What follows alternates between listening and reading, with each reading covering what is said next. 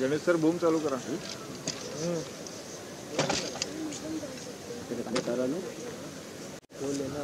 भारत देशाच्या चेक आवाज सत्ताक दिनानिमित्त मी ठाणे जिल्ह्यातल्या जनतेला मनापासून हार्दिक शुभेच्छा देतो. आणि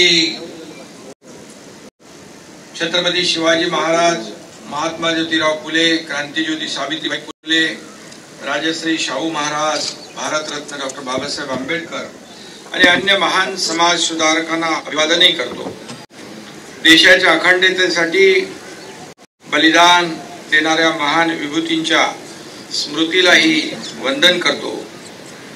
26 जानेवारी 1950 रोजी आपला देश प्रजासत्ताक म्हणून घोषित झाला.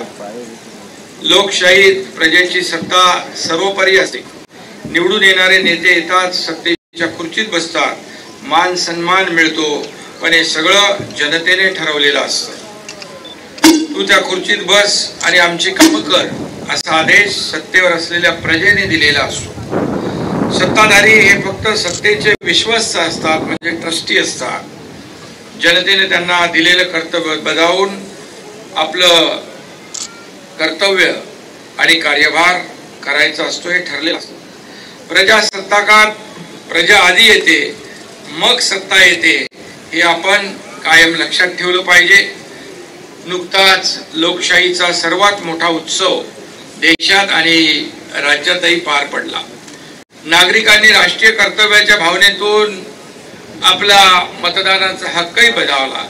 भारतासारख्या सार्वभौम राष्ट्रामध्ये पारदर्शी आणि नियोजनबद्ध निवडणुका होणं हा लोकशाही यंत्रणेवरचा विश्वास अधिकाधिक वाढविणारा आहे.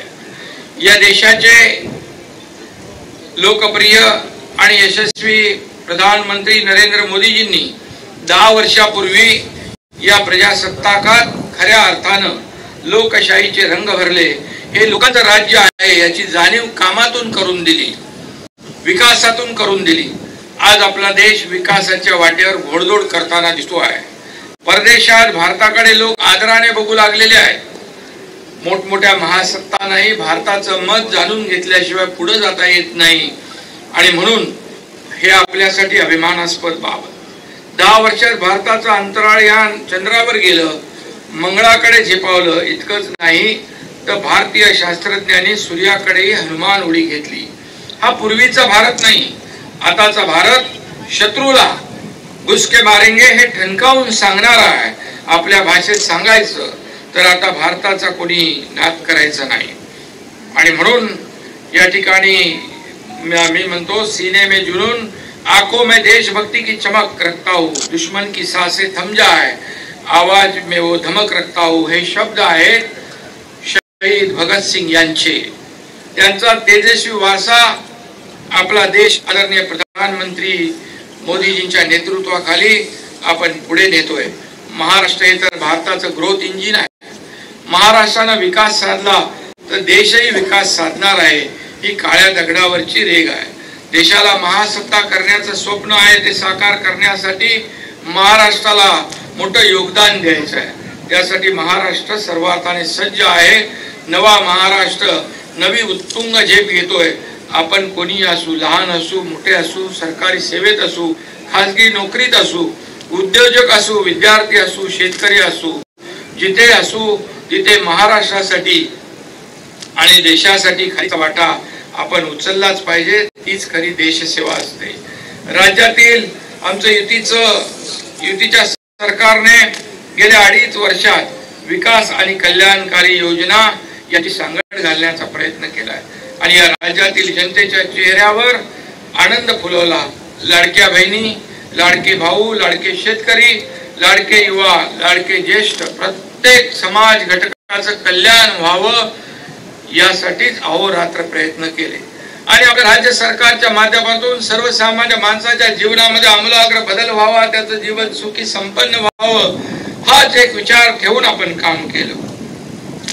त्यातूनच मुख्यमंत्री माझी लाडकी बहीण योजना, मुख्यमंत्री तीर्थदर्शन योजना, युवा कार्य प्रशिक्षण योजना, मुख्यमंत्री बळीराजा संजीवनी योजना, मुख्यमंत्री अन्नपूर्णा योजना, मुलींना व्यावसायिक शिक्षण पूर्णतः मोफत, मुख्यमंत्री वयश्री योजना अशा अनेक कल्याणकारी योजनांची मुहूर्तमेढ आपण रोवली. शेतीसाठी जवळपास 44,000 कोटी पेक्षा जास्तीचा निधी दिला. राज्यात पायाभूत सुविधांची 10 लाख कोटीपेक्षा जास्तीचे काम सुरू आहे. महिलांचे कल्याण, रोजगार आणि सामाजिक न्याय, शिक्षण, आरोग्य यासाठी महाराष्ट्राचा आदर्श इतर राज्यांनी घ्यावा असं काम आपलं सुरू आहे. मुख्यमंत्री देवेंद्र फडणवीस यांच्या नेतृत्वाखालील आमचं सरकार विकास आणि कल्याणकारी योजनांची कास कधी सोडणार नाही याची खात्री मी देतो. गेल्या 2.5 वर्षात ज्या वेगाने कामं झाली त्यापेक्षा दुप्पट चौपट वेगाने या पुढची कामं होतील. आज आपण जेव्हा महाराष्ट्राच्या विकासाचा विचार करतो त्यावेळी मुंबई महानगर आणि विशेषतः ठाणे जिल्ह्याचा विशेष उल्लेख करावाच लागतो. आणि म्हणून या ठिकाणी मी देखील स्वतःला भाग्यवान समजतो. एक सर्वसामान्य कार्यकर्ता ते महाराष्ट्राचा मुख्यमंत्री या प्रवासात ठाणे जिल्ह्याच्या विकासाला गती देण्याची जबाबदारी मी पार पाडण्याचा देखील प्रयत्न केला, याचंही मला समाधान आहे. खुद्द देशाचे आदरणीय प्रधानमंत्री नरेंद्र मोदीजी यांच्या मार्गदर्शनाखाली 2.5 वर्षात ठाणे जिल्ह्याला चांगले प्रकल्प मिळाले. त्यांच्या हस्ते अनेक चांगल्या प्रकल्पांचं लोकार्पण झालं, भूमिपूजन होऊ शकलं. आणि म्हणून पायाभूत सुविधा, रस्त्यांचा विकास, शेतीची प्रगती, सामाजिक आणि आरोग्याच्या सुधारणा अशा सर्व क्षेत्रामध्ये ठाणे जिल्हा अग्रेसर राहिला याचं समाधान वाटतं. ठाणेकरांना प्रतीक्षा असलेल्या इंटरनल ठाणे मेट्रो प्रकल्पाला केंद्रीय मंत्रिमंडळाने मान्यता दिली आहे आणि ठाणे बोरिवली दुहेरी बोगद्याच्या कामाला सुरुवात झाली. आता ठाणे आणि बोरिवली अवघ्या 10 मिनिटाचा प्रवास सुकर होणार आहे. त्यामुळे या भागात वाहतुकीची कोंडी कमी होईल. सध्याच्या फ्रीवेला छेडा नगर पासून ठाण्याच्या आनंद नगर पर्यंत आपण वाढवत आहोत. नवी मुंबईमध्ये मेट्रो धावायला सुरुवात झाली आहे. ठाणे जिल्ह्यातील अन्य मेट्रो प्रकल्प सुद्धा टप्प्याटप्प्याने सुरू आहेत. नवी मुंबई आंतरराष्ट्रीय विमानतळ आता टेक ऑफ साठी सज्ज आहे. माननीय प्रधानमंत्र्यांच्या हस्ते 33,000 कोटी रुपयांच्या महत्वाकांक्षी प्रकल्पांचे भूमिपूजन व उद्घाटन झाल्याने जिल्ह्यातील पायाभूत सुविधांना आता वेग येतो आहे. आनंदनगर गायमुख बायपास याची कामं होत आहेत. कल्याण शीळ मार्गावरून आता प्रवास अधिक वेगवान होईल. इथल्या उड्डाणपुलांच्या 3 मार्गिका सुद्धा खुल्या केल्यामुळे वाहनांची आता फारशी कोंडी होणार नाही. या मार्गाचं 6 पदरीकरण झाल्यामुळे मोठा दिलासा मिळेल. सायन पनवेल महामार्गावर मुंबईहून पुण्याकडे जाणाऱ्या मार्गिकेचं उद्घाटन आणि रेवस ते रेड्डी या सागरी महामार्गावरील 7 खाडी पुलांचं भूमिपूजन देखील मी मुख्यमंत्री असताना केलं. हजारो घरं आम्ही क्लस्टरच्या योजनेतून माध्यमातून बांधत आहोत.